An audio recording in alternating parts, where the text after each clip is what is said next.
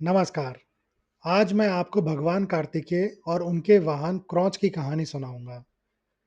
देवताओं के सेनापति भगवान शिव और माता पार्वती के तेजस्वी पुत्र भगवान कार्तिकेय, जिन्हें स्कंद, मुरुगन, सुब्रमण्यम या कुमार के नाम से भी पुकारा जाता है, अपने अदम्य पराक्रम और धर्म निष्ठा के लिए पूजनीय हैं।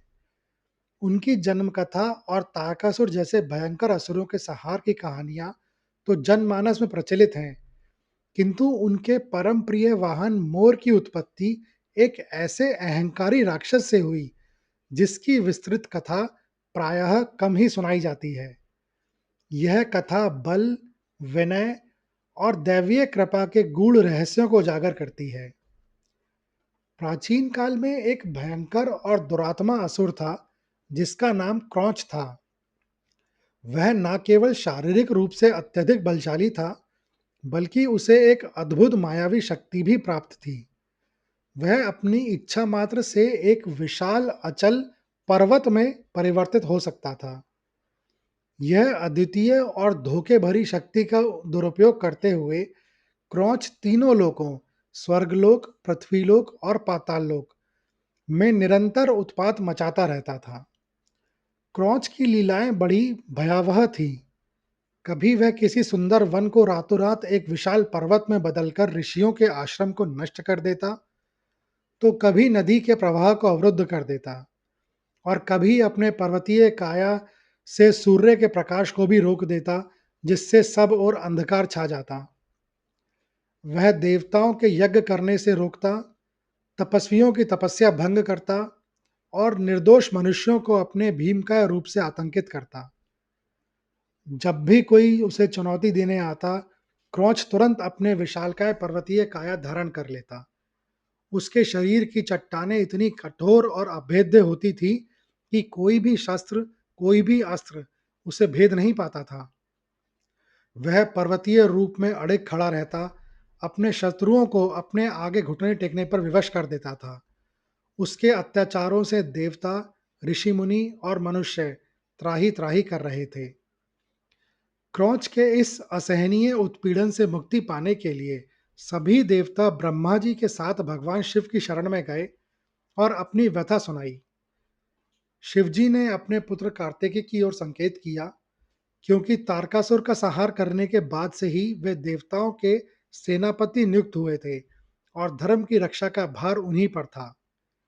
देवताओं ने कार्तिकेय के समक्ष अपनी दुख का वर्णन विस्तार में किया और क्रौच के मायावी रूप में से होने वाली कठिनाइयों के बारे में बताया।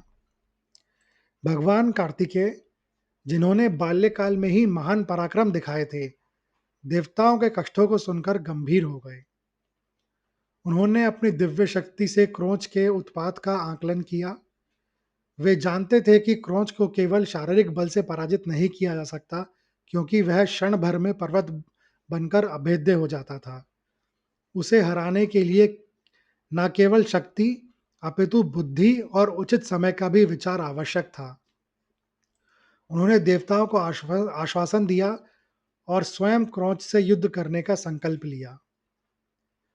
कार्तिकेय ने अपने मयूर वाहन पर आरूढ़ होकर, उस समय मोर उनका वाहन नहीं बना था, यह एक अलग प्रसंग है, जब इंद्र ने उन्हें अपना मोर भेंट किया था, क्रौच के क्षेत्र की ओर प्रस्थान किया। उन्होंने क्रौच को ललकारा। क्रौच अपनी शक्ति पर इतना मदमस्त था कि उसने कार्तिकेय को एक बालक समझा और उनका उपहास किया। फिर अपने चिर परिचित अहंकार के साथ क्रौच ने तुरंत एक विशाल विकराल पर्वत का रूप धारण कर लिया।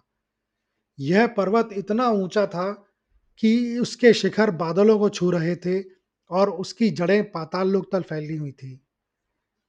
क्रौच पर्वतीय रूप में अचल खड़ा था, मानो कार्तिकेय को चुनौती दे रहा हो कि अब वे उसे कैसे पराजित करेंगे। किंतु कार्तिकेय के मुखमंडल पर शांत मुस्कान थी। वे क्रौच की माया को भली भांति समझते थे। उनके पास भगवान शिव द्वारा प्रदान किया गया एक दिव्य और अमोघ अस्त्र था, उनका दिव्य भाला, जिसे शक्ति वेल कहा जाता है। यह भाला केवल एक शस्त्र नहीं था, एक ब्रह्मांडीय ऊर्जा का पुंज था, ज्ञान और बल का प्रतीक था। इसकी शक्ति से कुछ भी अछूता नहीं रह सकता था। अपनी पूर्ण एकाग्रता, अदम्य पराक्रम और दिव्य अंतर्दृष्टि के साथ भगवान कार्तिकेय ने अपने शक्ति वेल को क्रोंच के पर्वतीय रूप पर केंद्रित किया। उन्होंने वेल को क्रोंच की ओर फेंका, भाला बिजली की गति से आगे बढ़ा और सीधे पर्वत रूपी क्रोंच के हृदय को भेदता हुआ आर पार निकल गया। भाले का प्रहार केवल एक भौतिक प्रहार नहीं था, यह एक आध्यात्मिक शुद्धिकरण भी था। जैसे ही शक्तिवेल ने क्रोंच को भेदा, एक अद्भुत घटना घटी। पर्वत रूपी क्रोंच का शरीर कांपने लगा, उसकी कठोर चट्टानें बिखरने लगीं, लेकिन वे धूल में नहीं मिली, बल्कि एक अद्भुत ज्योति में परिवर्तित होने लगी। क्रोंच का दुष्ट स्वभाव और अहंकार उस दिव्य शक्ति के स्पर्श से जलकर भस्म हो गया।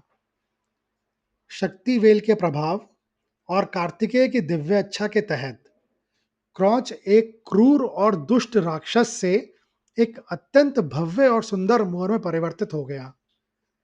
यह कोई साधारण मोर नहीं था। इसके पंखों में इंद्रधनुषी रंग चमक रहे थे, इसकी गर्दन नीलमणि सी कांतिमान थी और इसकी चाल में एक अद्भुत गरिमा थी। क्रोंच का राक्षसी अंश पूरी तरह से मिट गया था और अब वह एक शुद्ध, तेजवान और दिव्य पक्षी बन चुका था। भगवान कार्तिकेय ने इस परिवर्तित मोर को देखा। उन्होंने उसकी नव प्राप्त पवित्रता और उसके भीतर की दिव्य ऊर्जा को पहचान लिया। उन्होंने उस सुंदर मोर को सहर्ष स्वीकार किया और उसे अपना निजी वाहन बना लिया। यह मोर, जिसका नाम आगे चलकर परावनी भी पड़ा, भगवान कार्तिकेय का सदा के लिए साथी बन गया। यह कथा मात्र एक राक्षसी वध नहीं है, बल्कि इसके गहरे प्रतीकात्मक अर्थ हैं। क्रोंच का अभिमानी, अटल पर्वत से एक विनम्र और सुंदर मोर में परिवर्तन अहंकार, घमंड और नकारात्मक गुणों का विजय का प्रतीक है। भगवान कार्तिकेय ने क्रोंच को केवल मारा नहीं, बल्कि उसे एक ऊर्ध्वगामी रूप दिया। वे यह दर्शाते हैं कि वे नकारात्मक शक्तियों को भी अपने अधीन करके उन्हें शुभ कार्य में लगा सकते हैं। यह कथा हिंदू दर्शन के सृष्टि, पालन और संहार के चक्र को दर्शाती है, जहां अंत भी एक नए, अधिक सुंदर और उपयोगी आरंभ का द्वार खोल सकता है। मोर अपनी चंचल प्रवृत्ति, मनमोहक पंखों और कभी-कभी अस्थिर स्वभाव के लिए जाना जाता है, जो मानव मन का प्रतीक हो सकता है। कार्तिकेय का मोर पर आरूढ़ होना यह दर्शाता है कि उन्होंने मन की चंचलता, इंद्रियों के आकर्षण और विचारों के विविध रंगों पर पूर्ण नियंत्रण प्राप्त कर लिया है। वे अपने मन को नियंत्रित करके ही धर्म के मार्ग पर चलते हैं। यह कथा कार्तिकेय के करुणामय स्वरूप को भी उजागर करती है।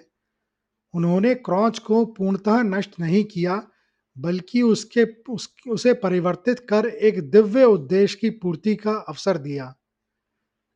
क्रोंच को मोर के रूप में कार्तिकेय का वाहन बनने का सौभाग्य मिला, जो उसके लिए मोक्ष का ही एक रूप था। इस प्रकार मोर अपनी अद्वितीय सुंदरता, फुर्ती और सजगता के साथ पराक्रमी और ज्ञानी भगवान कार्तिकेय का आदर्श वाहन बन गया, जो धर्म की रक्षा और ब्रह्मांड के संतुलन को बनाए रखने के उनके प्रयासों में उन्हें युद्धों और लोकों में लेकर जाता था। यह कहानी सुनने के लिए धन्यवाद। अगर आपको यह कहानी अच्छी लगी हो, तो कृपया इस वीडियो को ज़्यादा से ज़्यादा लोगों के साथ शेयर करें, लाइक करें व चैनल को सब्सक्राइब करें। कमेंट्स बॉक्स में लिखें, भगवान कार्तिकेय की जय।